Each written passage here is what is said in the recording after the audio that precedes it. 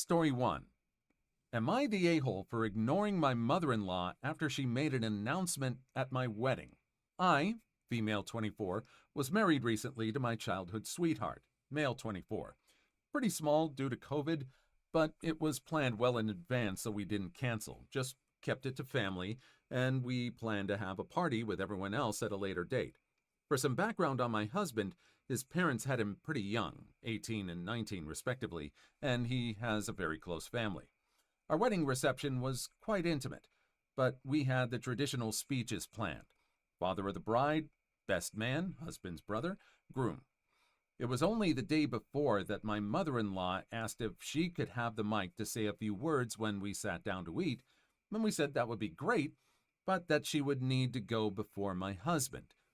Stupidly, we figured she would talk about us at our wedding, so we never asked what she planned to say. Big mistake. She announced that she's expecting a baby. She's still pretty young and very healthy, but it was a shock that just completely took over the night. What's even worse for me is that I am also pregnant, and we plan to announce it at the wedding. But I told my husband to just leave it out of his speech. Everything felt a bit sour for me after that, so. After the wedding, I didn't speak to my mother-in-law for a few days, and I got a call from her sister, a guest, to ask what was up. I explained that I felt like the attention was taken away from us without permission. I would have said no, but still. And it was so unfair to spring that on us. Apparently, I ruined my own wedding because I was obviously ticked off about the good news and that I was being totally selfish. Maybe I was, but it was my wedding day that was already ruined by a pandemic. Husband is on my side, though clearly feels a bit uncomfortable telling his mom that, which I get as I don't want to have this argument directly with a pregnant woman either. The rest of the family is split down the middle, my side and his, because it was such a close family event anyway, and we all need some happiness. Now I'm starting to wonder if I overreacted and spoiled everything. Am I the a-hole? Thirdly, my petty revenge self would love her to have a baby shower, but I really doubt it. They're not such a big thing in the UK, and despite how she seems she's actually really good about the restrictions that could still be in place. Her birthday is in May, though, so I'm not ruling anything out. It started okay, making tea, complimenting my dress again, but no apology. So I explained how she made us feel without mentioning the baby, that it was our day, that she took the attention away from our love, that we were already sacrificing our dream wedding due to a pandemic, and she soured it for us. Father-in-law actually apologized immediately, but she started sobbing, kept mentioning her baby and how we ruined her pregnancy announcement too, so if anything, we were both to blame. It was the sympathy card for the ages. Eventually, my husband told her that he was really happy about the baby, but that she should have asked us, and she pointed at me and said she wouldn't have let me, which just told us she knew exactly what she was doing, and I have zero regrets now. We tried. Best part? My husband stood up, told her she was being a narcissistic shrew, and led me out. He was pretty mad and stopped the car on our way home to tell me that any future forgiveness would be dependent on me, but that he could happily cut her from our lives after this. As it is, we're going no contact for a while and seeing how we feel later on. Boundaries were mentioned a lot, and we'll keep them in mind. We did not mention our pregnancy at all. She still doesn't know, and we probably won't tell her ourselves because she doesn't deserve that. That's as petty as we're going to get.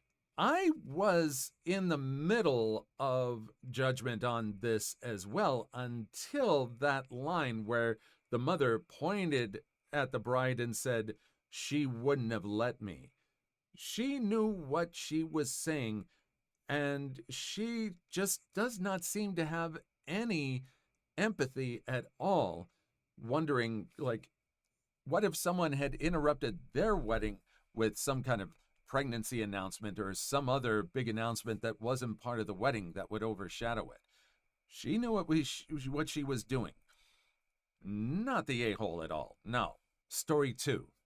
Entitled mother tells me I can't use sign language at home because she won't learn it. So I've been told to share this. Not sure if anyone will be interested. This is about my adoptive mother. My adoptive parents are British citizens who moved to my country in the EU. They adopted me actually expecting mental disabilities, but I was just profoundly deaf.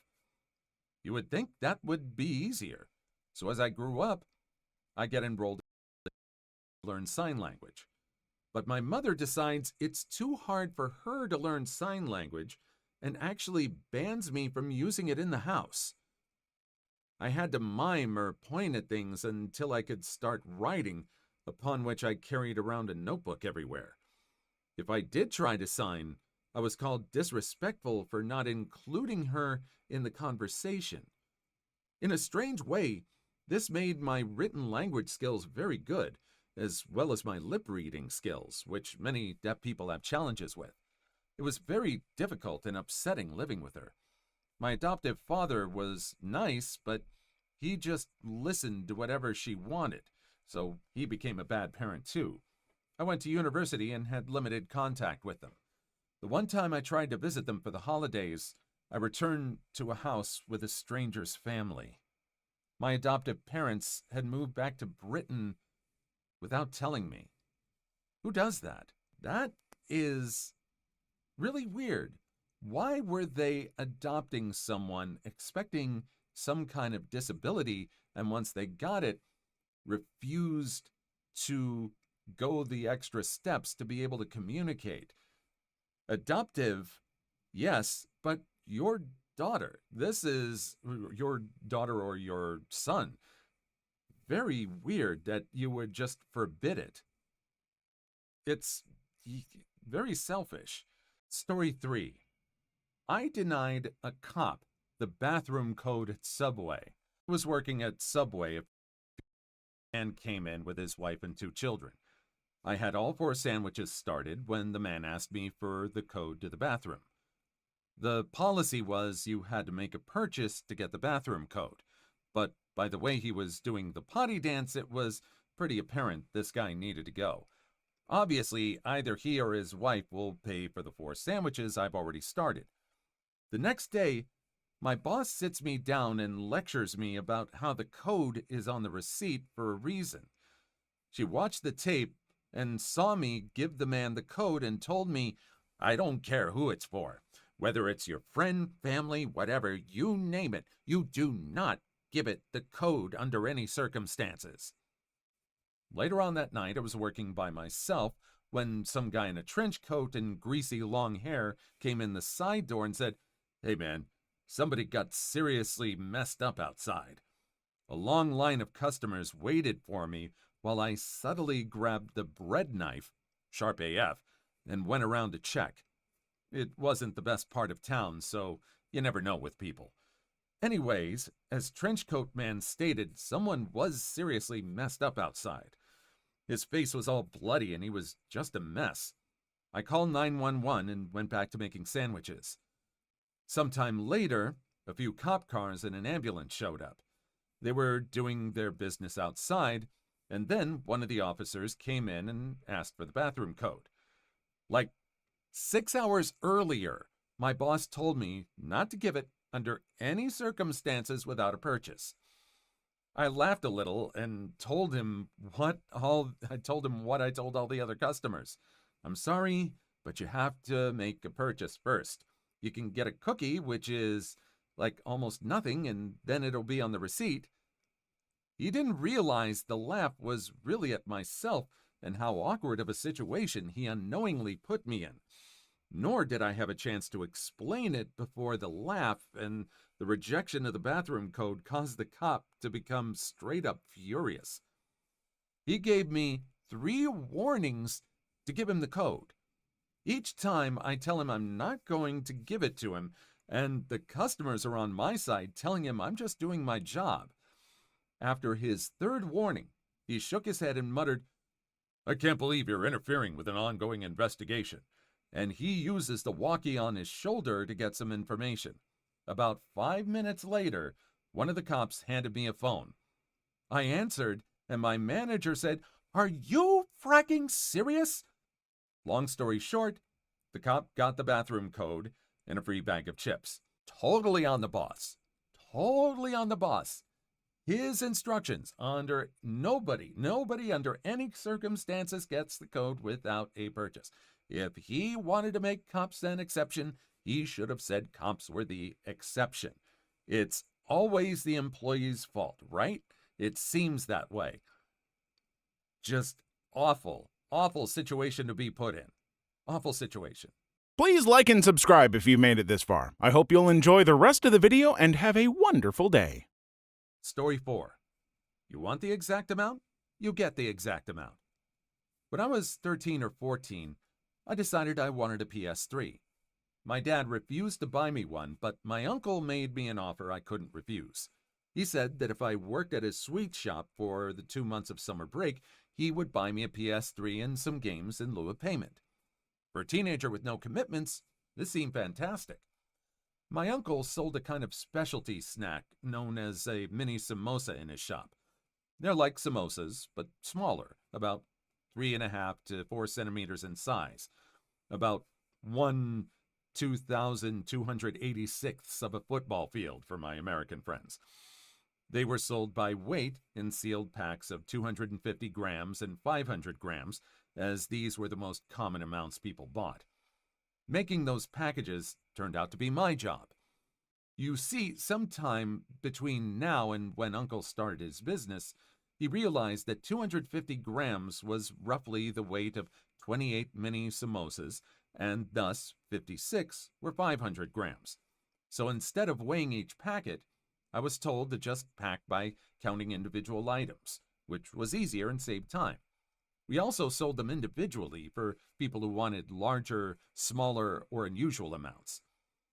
This was also around the time when our government started airing customer awareness PSAs. Jago Garrick, Jago for my fellow Indians. Basically, just telling customers to beware of fraudulent business people. This is relevant. So one particularly hot afternoon, it was just me and my uncle at the shop. In India, frequent power cuts were very common during summers, and thus there were no fans or AC running. Both tempers and temperatures were running high in the shop that day. It was then that the villain of our story, Mr. Karen, made his entry. He was a local resident and a regular. He seemed angry from the onset when he barged into the shop. He took a look at the fans and saw that they weren't running, then angrily picked up a 500-gram pack of samosas and asked, "How many samosas are in this thing?" "That's 500 grams, I said. "I said how many, not how much." Mr. Karen literally screamed, again, "How many in this?" 56, I replied immediately since, I packed them. "How can you be sure? You didn't even count. You're trying to cheat me." Mr. Karen was now in full-scale Karen mode. "I demand you pack me 500 grams of those individual ones, and don't you dare cheat me again." I looked over at my uncle, wet with sweat, fanning himself with yesterday's newspaper. He slowly nodded. I beamed a huge smile. "Sure, sir. Whatever you want." So I took a bag, picked up some samosas, and started putting them on the balance. I kept counting samosas as I put them in until they were a little over 500 grams. Then I removed the last samosa, and the weight fell below 500. Now, keeping eye contact with Mr. Karen, I crushed the samosa and started putting its powdery remains in the bag until it was exactly 500 grams. But wait, there's more. Mr. Karen apparently didn't seem to mind powdered samosa, but instead asked smugly, "So how many samosas now?" 48, I claimed triumphantly. You see, sometime in the past, my uncle's old chef retired, and the new chef made samosas with a little bit more filling in them. They looked the same size on the outside and only weighed a couple grams more each, and since he made them in bulk and also sold them to other shops in the area, the price wasn't too much of an issue. So my uncle let it slide. But those couple grams added up on mass orders, and that is what Mr. Karen found out the hard way. He looked sheepishly at the pre-packed samosas and then at his own package and asked if he could buy the former instead. No, my nephew made a package specially for you at your own request, so that is what you have to buy, my uncle finally spoke. Mr. Karen silently took his pack, paid, and left. He was a lot more respectful during his subsequent visits. I was reminded of this story yesterday when my PS3 finally perished. As evident, English is not my first language. In fact, it's not even my third, so please excuse any mistakes. There just was, even if he went in for full Karen mode, he did not really protest. I think maybe it's a cultural thing, but the man just accepted his defeat and was respectful from then on. Just demanding, just assuming that you're going to get cheated when you're walking into a shop, while being aware that's probably a good thing. It's probably not the best in the long run because you're probably going to get the bigger end of the stick. You don't know. Maybe he should have just asked to weigh the pre-packaged thing in the first place to make sure that he was getting a good deal. That would have just been a lot simpler, don't you think? Please leave your story in the comments. I would love to make a video on them in the future. Also, don't forget to like and subscribe.